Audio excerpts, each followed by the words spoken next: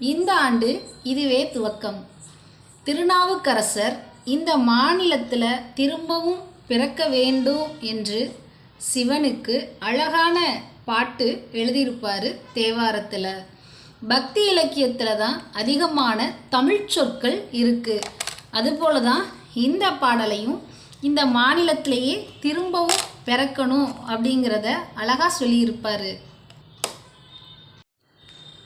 குவித்த புருவமும் கோவை செவ்வாயும் குமிழ் சிரிப்பும் பனித்த சடையும் பவளம்போல் மேனியும் பால் வெந்நீரும் இனித்தம் உடைய பொற்பாதம் காண பெற்றால் மனித்த பிறவியும் வேண்டுவதே இந்த மாநிலத்தே.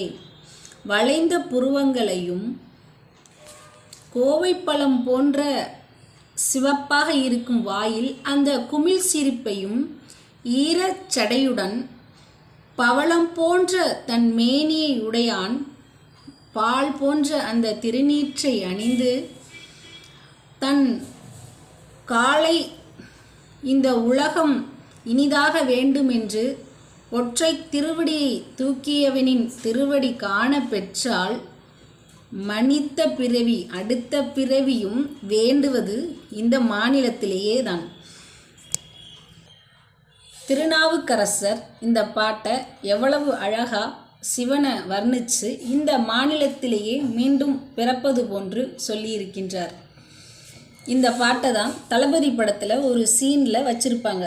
எத்தனை பேருக்கு தெரியும் இது தேவார பாட்டுன்னு?